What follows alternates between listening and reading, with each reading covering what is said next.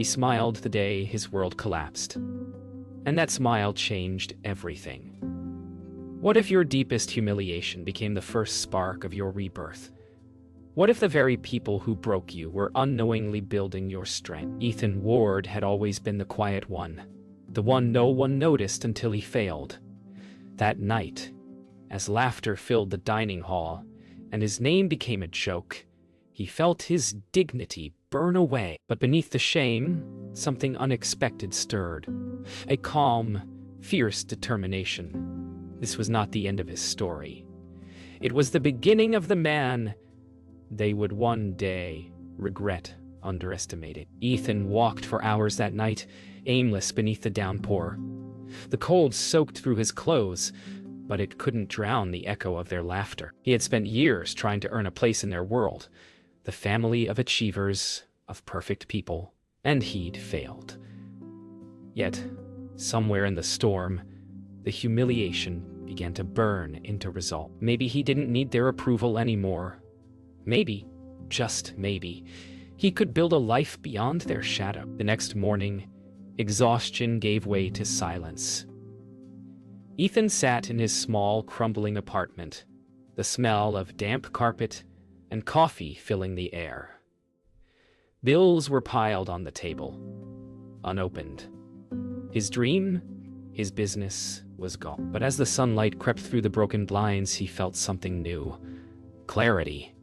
He didn't have to prove himself to them anymore.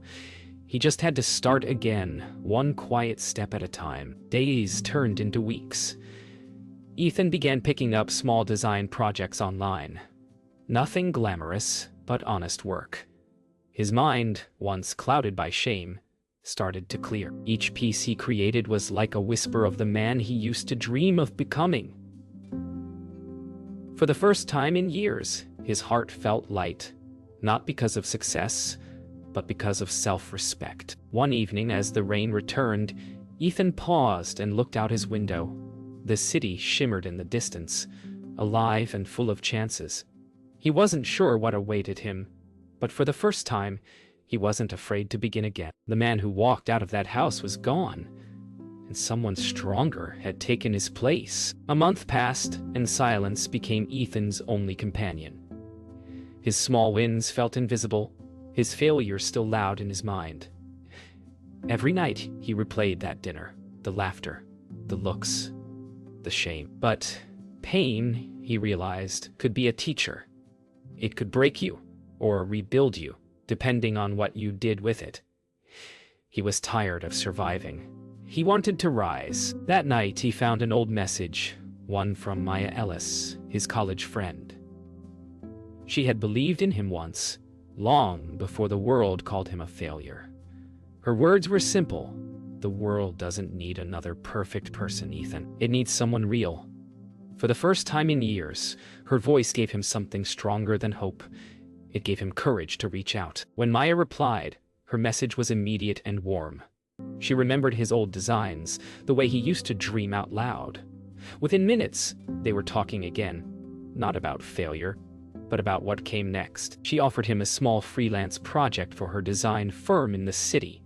It wasn't much, but to Ethan, it was everything. The next day, Ethan packed what little he had, his laptop, his sketches, and the one shirt that didn't carry memories of that night. As the bus rolled toward the city, he watched the world blur past and felt something unfamiliar rising in his chest. It wasn't fear. It was freedom. When he arrived in the city, everything felt louder. The noise, the colors, the life. Maya greeted him at a small cafe near her office. She didn't mention the past, and neither did he.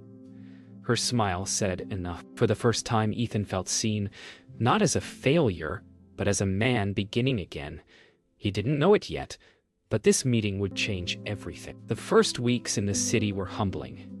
Ethan worked from Maya's small design office, surrounded by people younger, louder, and more confident than he felt. But every project became a quiet battle, not to prove himself to others, but to silence the voice inside that still called him a failure.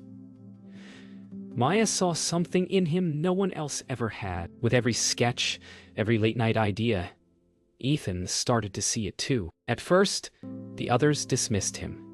The quiet man in the corner, the one who didn't fit the city's rhythm. But talent has a way of revealing itself. One evening, when the office emptied and the world fell silent, Ethan finished a design that would soon redefine him. It was simple, honest, and beautiful, just like the version of himself he was beginning to remember. The next morning, Maya found his design on the desk. A clean layout that captured emotion in every line.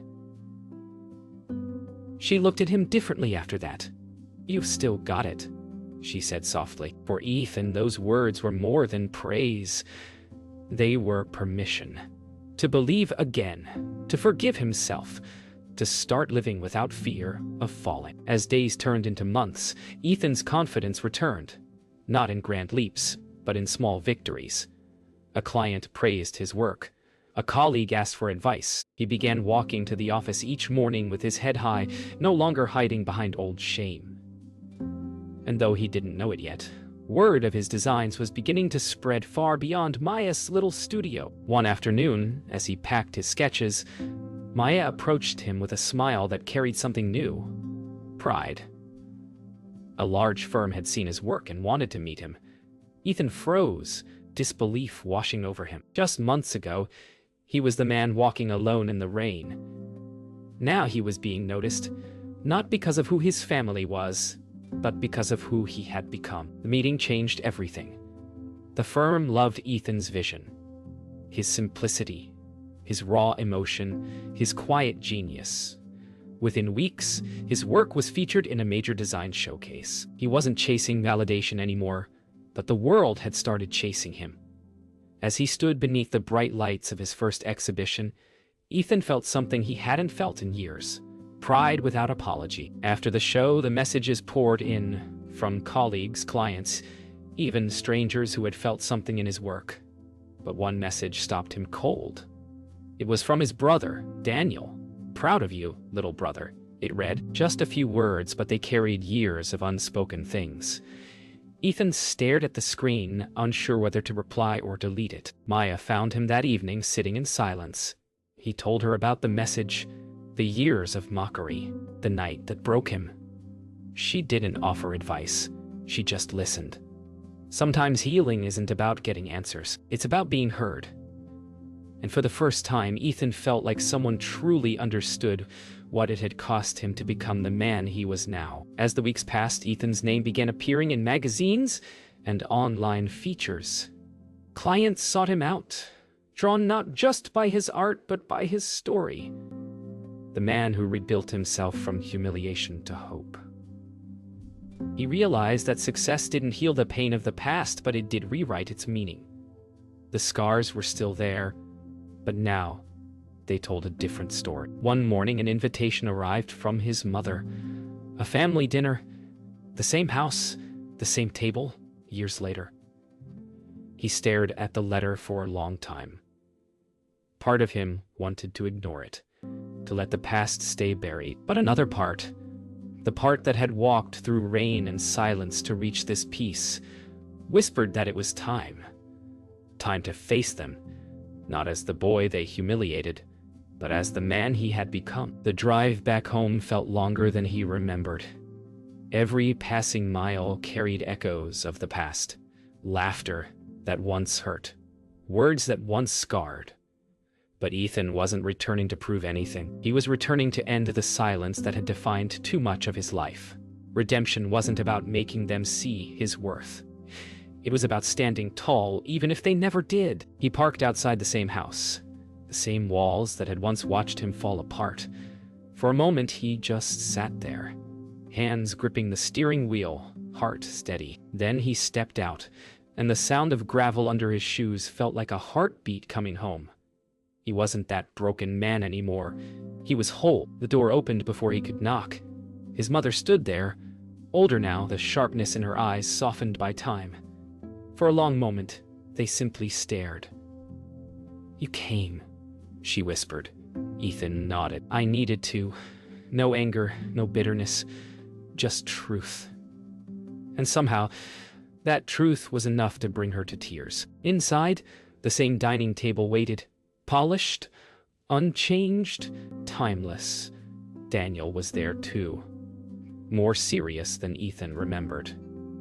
The tension was thick but not cruel. As dinner began, no one spoke of the past, but sometimes silence says what words cannot.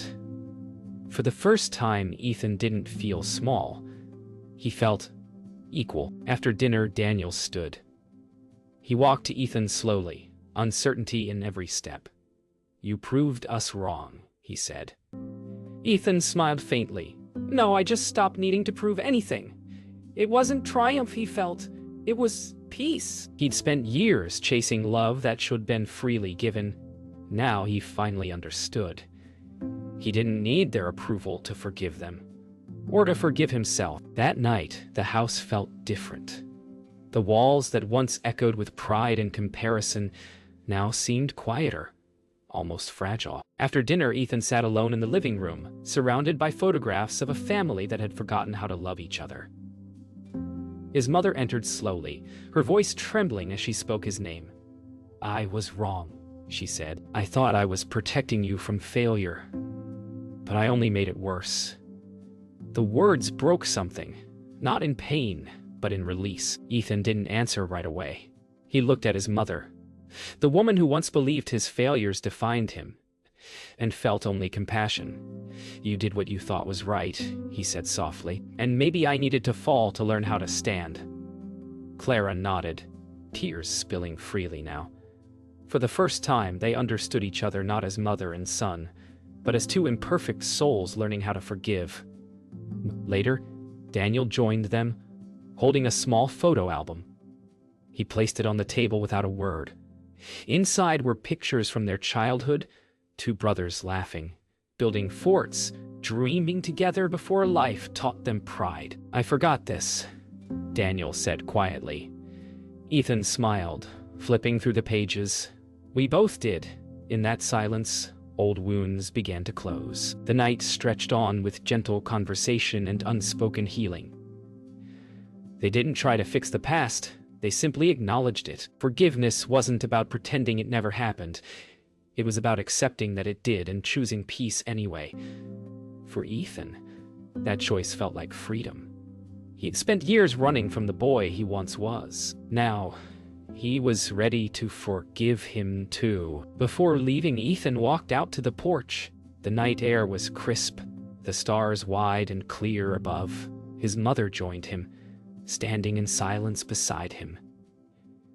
"You've become everything I hoped you would," she whispered. Ethan looked at her, smiling. "No, Mom, I just became myself." She took his hand, and for the first time in his life, he felt her love without condition. The next morning, Ethan left before sunrise. The house stood quiet behind him, its windows glowing faintly with the warmth of closure. As the car rolled down the familiar road, he didn't feel the weight of goodbye, only gratitude.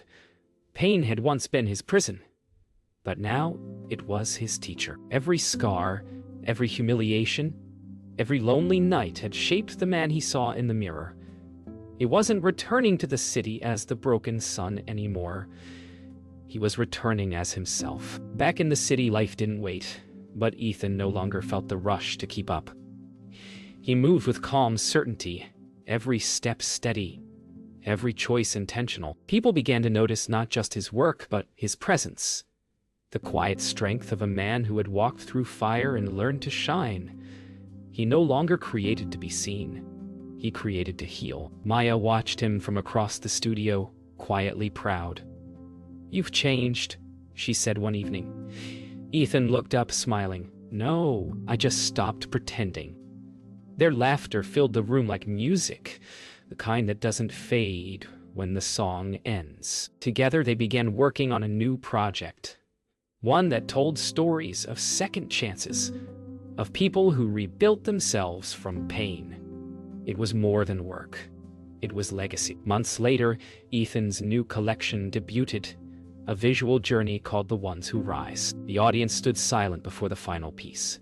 A self-portrait, rain dripping down a young man's face, walking alone beneath a flickering streetlight. It wasn't about sadness anymore. It was about the beauty of survival. When the applause began, Ethan didn't think of success. He thought of that night in the rain and smiled. That evening, Ethan stepped outside into the city night. The rain had begun again, soft, familiar, forgiving. He looked up, let it touch his skin, and closed his eyes. The man, who once walked away in pain, now stood tall in peace. Life had come full circle.